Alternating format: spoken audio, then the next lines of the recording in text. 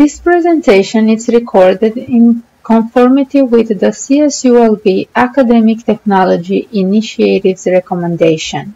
Slide 1. Controversy 9. What is the future for Social Security? When it comes to the future of Social Security, experts say there are few scenarios that can play out. In this lecture, we will discuss what Social Security is and what the financial status of this governmental program is. Slide 2. What is Social Security? Generally, the term Social Security describes a program that uses public funds to provide a degree of economic security for the public. The specific Social Security discussed here is the United States government program established in 1935 that provides old age, disability, and survivors insurance as well as supplemental security income, an income for elderly or disabled people. We discussed about supplemental security income in our Controversy 8 under Poverty Among the Old section, page 338 in our textbook. In other words, you can simply say that Social Security is the public retirement pension system administered by the federal government. By the way, Social Security is the largest domestic government program U.S. has at current time. So how does Social Security work? In the United States, employers and employees are required to pay Social Security taxes. The money raised from these taxes primarily goes to providing benefits for those who have reached retirement age or are otherwise currently eligible.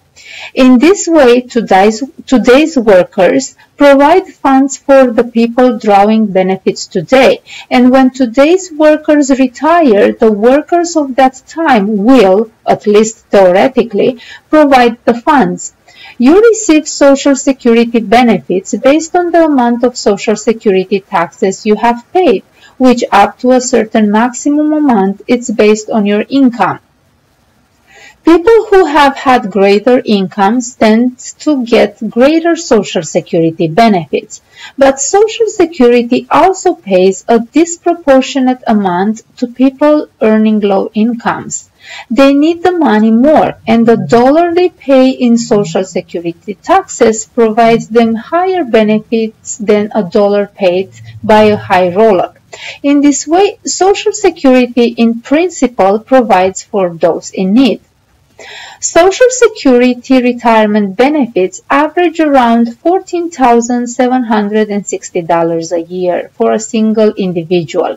Again, the money to fund Social Security comes from its own separate payroll tax on earned wages during working years, which is then subsidized as a wage repayment during retirement. Yet, Social Security was never meant to be used as the single source of income for people in retirement. Slide 3. Main features of Social Security. What most people think of when they hear the term of Social Security is retirement annuity part of the program. But Social Security is more than just a retirement income program. It provides wage earners with disability insurance and life insurance. We previously said that Social Security is funded through its own payroll tax, which is a regressive tax system. So that means a person earning $20,000 a year and a person earning $106,000 a year will both pay the same rate tax, which is 6.2%. And people making more only pay 6.2% on the first $106,000 of income. However, in 2011, the tax on individual wages was temporarily reduced to 4.2%. This was considered payroll tax holiday and was intended to stimulate the economy. Social Security is modestly progressive in its distribution of benefits because of the replacement rate of the proportion of wages replaced by Social Security at the point of retirement. Success and doubt. Slide 4. Social Security remains America's most successful and perhaps most popular domestic government program. But there is debate over whether Social Security is 1. A welfare program designed to prevent impoverishment in old age, or 2. An annuity program that entitles everyone who pays into it to receive proportional benefits. As you can imagine, as any program that tries to accomplish such fundamentally different goals, it's bound to have both its challenges and its critics. Slide 5. Pay as you go. In here we're going to discuss about this pay as you go system. The Social Security Trust Fund is a large account where all the payroll taxes go. This large account, called the Social Security Trust Fund, originally was designed to operate as a modified pay-as-you-go system where the money collected each year mostly pays for people who receive benefits in that same year. If more money is collected from payroll taxes than it's paid out that year, then the trust fund runs as a Social Security surplus, which obviously it's a thumb up. But the baby boom generation is much bigger than the cohort before or after it, so it is forecasted by some economists that the generation following doesn't have enough workers to contribute as much as will be needed under the pay-as-you-go system. Slide 6. Eligibility for Social Security. So what are the criteria you become eligible to collect your money from this fund?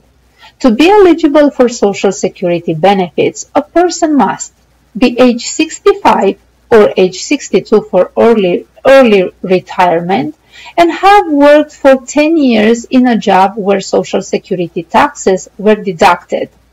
There are discussions for having the age of Social Security eligibility slowly raised from 65 to 67 over the next few years. And some people suggest raising the age of eligibility even higher. But this could create more hardship for minority groups who have a lower life expectancy than Caucasians. Slide 7. We continue discussing about eligibility for Social Security.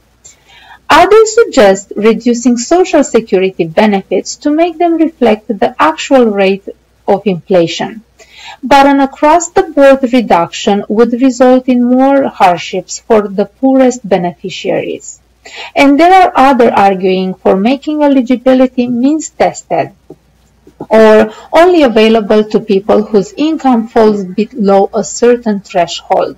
In here, the other variation is an affluence test, where benefits might be eliminated for people who are above a certain threshold. Slide 8. Privatization. Privatization for Social Security can mean several possible changes for the current system. One will be to increase the level of funding, move from a pay-as-you-go system to a funded system that involves an increase in national savings.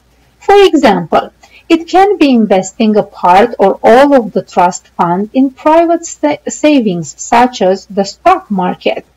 Another change refers to accompanying the private investment with increased choice over the individual retirement savings.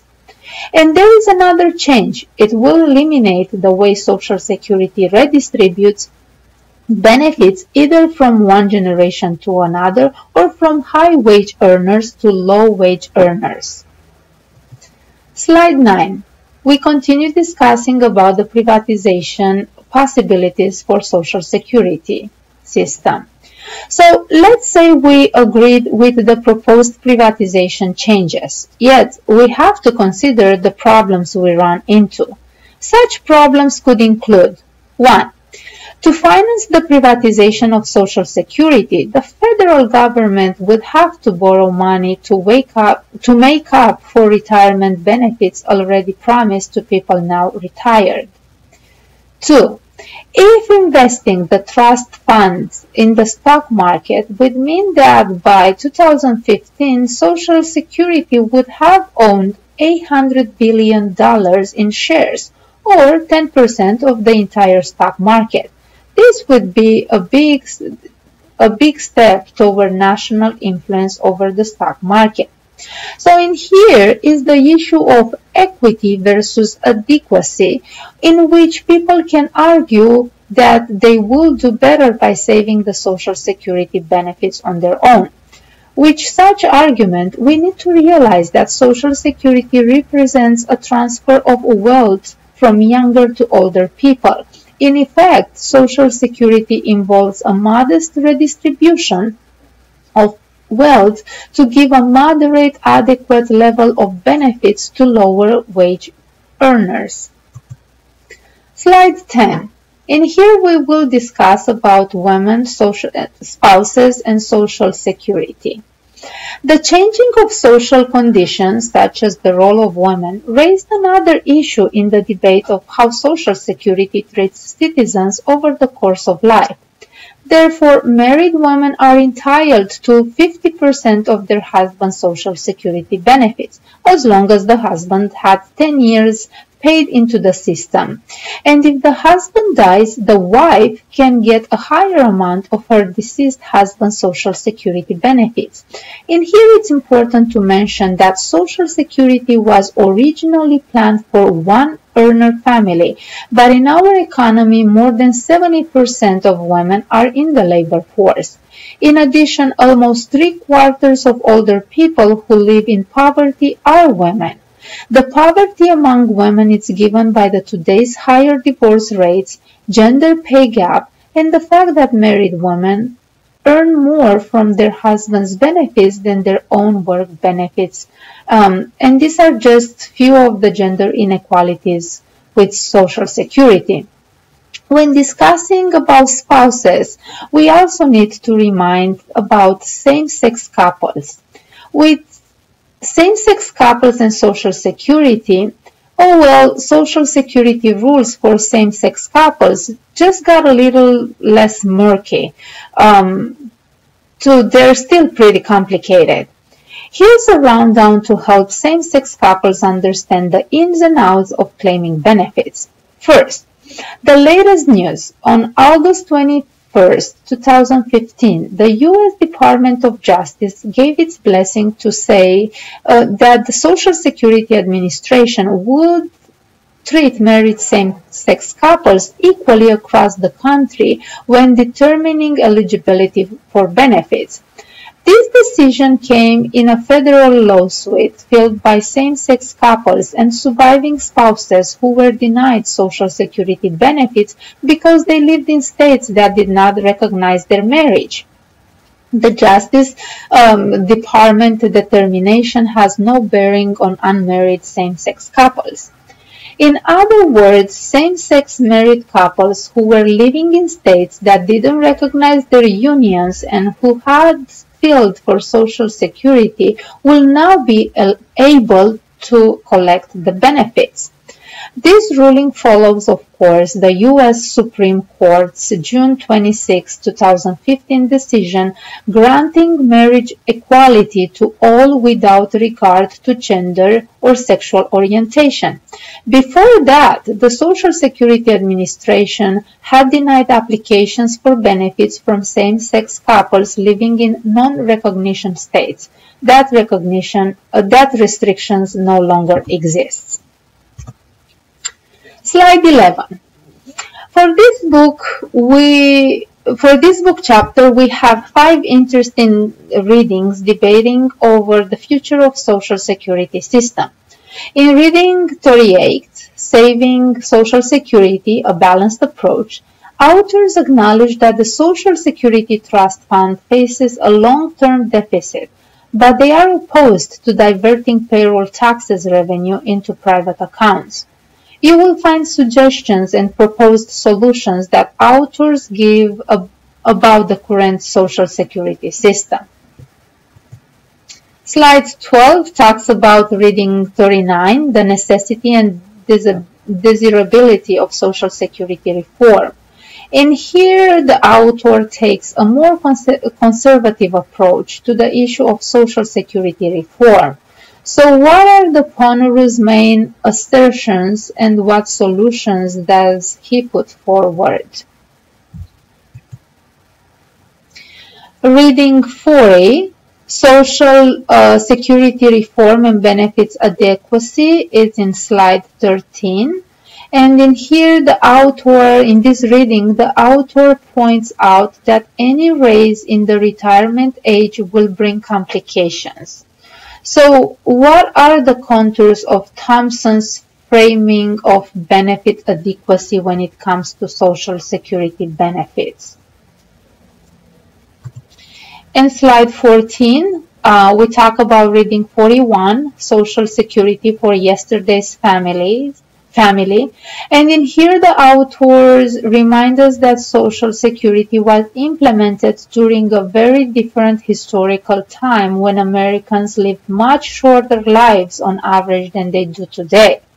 So what reforms are they suggesting need to be made to adjust to the changing modern family and its needs in later life? Slide 15, we will talk about the reading 42, the future of Social Security proposals you should know about AARP. So in here the main question is, what can be done to improve the financial health of Social Security? Outlines are given as the pros and cons in order to describe the benefits and drawbacks of the major proposals to change Social Security. And that is all for Controversy 9. Have a great day and let me know if you have questions. Thank you.